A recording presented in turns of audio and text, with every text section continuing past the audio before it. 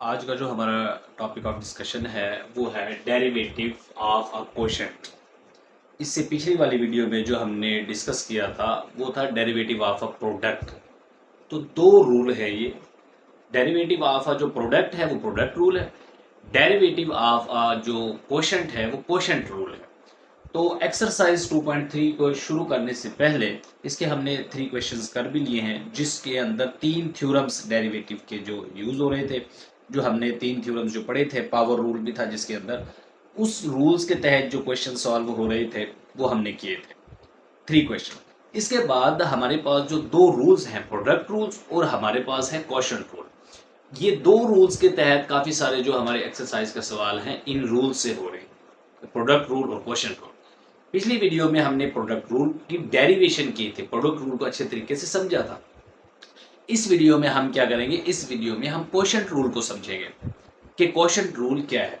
देखिए, आपके पास अगर दो फंक्शन हो, आपके पास दो फंक्शन है, एक एफ एंड एक जे, दो आपके पास फंक्शंस हैं, are differentiable at x. X के लिहाज से उसको डेरिवेटिव करें तो वो डेरिवेटिव उसका डिफरेंशिएबल है, यानी वो डेरिवेटिव हम ले सकते हैं एक्स के लिहाज से। ऐसा कोई एक फंक्शन है जो एक्स के लिहाज से अगर उसका डेरिवेटिव ले, फॉर एग्जांपल एक फंक्शन हमारे पास एफ ऑफ एक्स 2x है, तो इसका डेरिवेटिव हम ले सकते हैं कि F of prime of x, इसका डेरिवेटिव ले तो 2 शुरू में आ जाएगा, 4x आ जाएगा, तो ये डिफरेंशिएबल है। ऐसे कोई फंक्शन हो एफ ऑफ एक्स कि एक्स के लिहाज से उसका डेरिवेटिव आ जाए। एक जी फंक्शन है, जी ऑफ एक्स एक फंक्शन है जिसका डेरिवेटिव अगर हम एक्स के लिहाज से लें तो वो हम ले सकें, तो डिफरेंशिएबल हो at x. G of x is not equal to zero, और जी ऑफ एक्स जो है ऐसा फंक्शन हो कि वो जीरो ना हो, जीरो के अलावा। अच्छा, for any x belongs to domain of g, यानी जो जी फंक्शन है, एक्स जो इसके अंदर हम जो यूज कर रहे हैं वो फंक्शन जी की डोमेन है। फंक्शन जी जो है, जी ऑफ एक्स, एक्स क्या है इसके अंदर, एक्स वो रियल्स नंबर हैं, वो सारे के सारे रियल्स नंबर जो हम पुट करें, जो उसके डोमेन में हो, जो पुट करें तो जवाब इन्फिनिटी ना आए, कोई ना कोई जवाब हमारा आए, वो डोमेन होते हैं।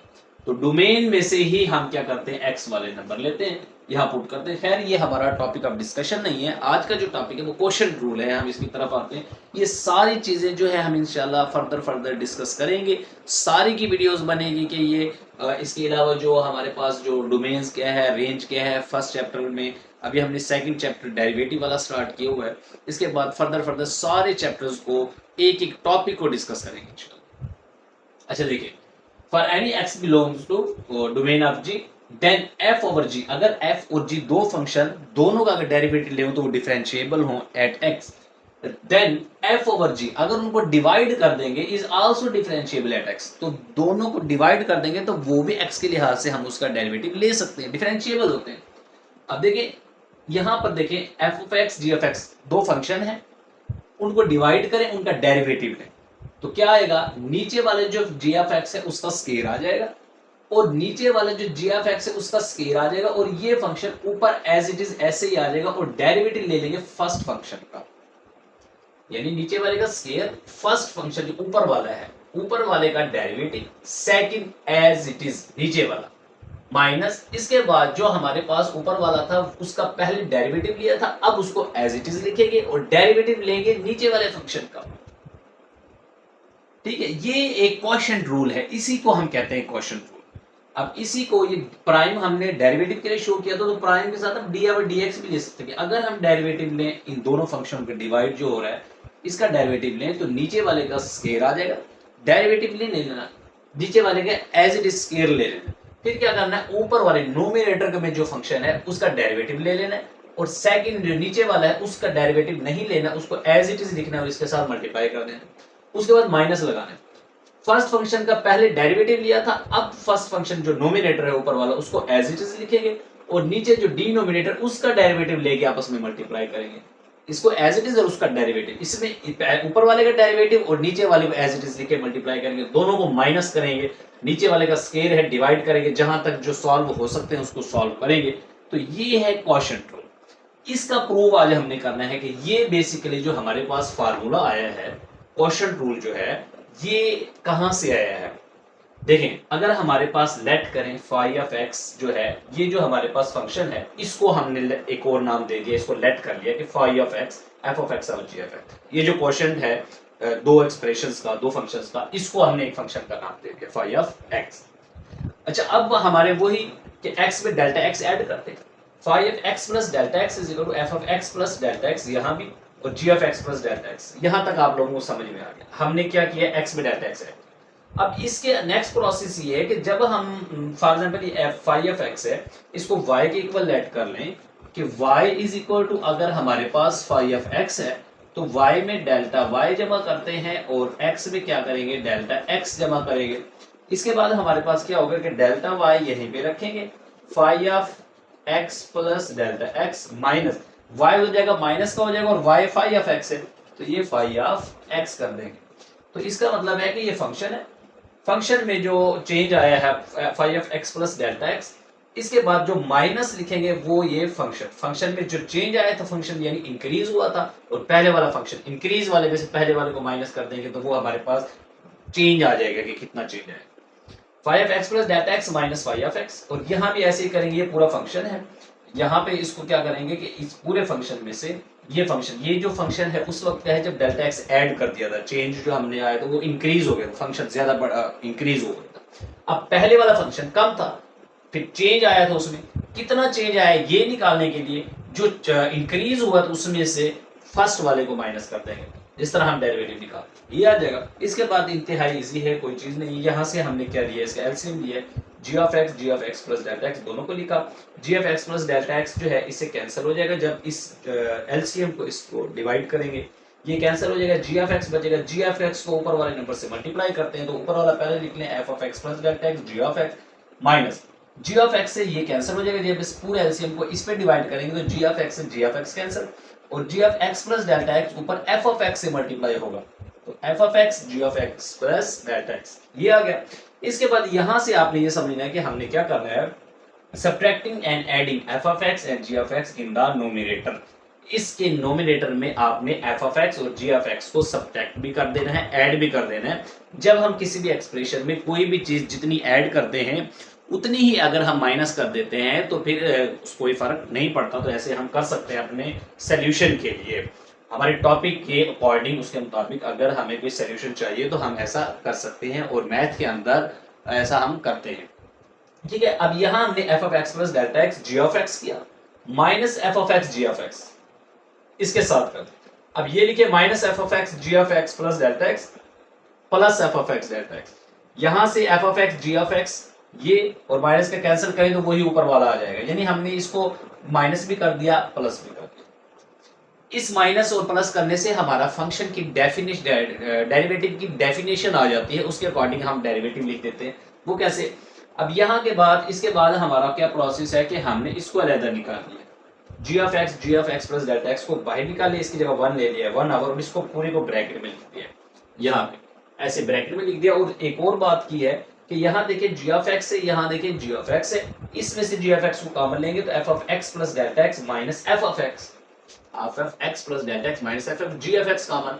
इसके बाद ये दो रकमें जो है इसमें से आपने एफ ऑफ एक्स को कॉमन लेना है, एफ ऑफ एक्स कॉमन आ गया, अंदर बचेगा g of x plus delta x minus g of x, ये आ गया।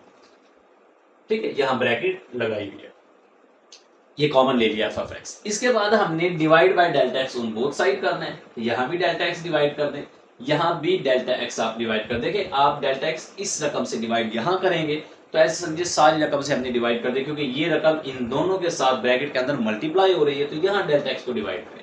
अब यहाँ वाला डेल्टा एक्स हम इसके नीचे भी अंदर मल्टीप्लाई कर देंगे, डिवाइड हो जाएगा 1 ओवर डेल्टा एक्स आएगा ना, क्योंकि ठीक है ना, ये हमने यहाँ भी डिवाइड कर दिया, यहाँ भी, यहाँ फिर खत्म हो जाएगा, क्योंकि ये रकम जब इससे मल्टीप्लाई होगी तो देखिए डेल्टा एक्स इसमें आ गई, ये एक रकम है, दोबारा ये इससे होगी तो इसमें भी डेल्टा एक्स है, तो हमने इन दोनों से कर दिया। इसके बाद क्या होगा, taking limit delta x approaches to 0 on both side, limit हम एक्यूरेसी के लिए लेते हैं ताकि फंक्शन में एक्यूरेसी आ सके।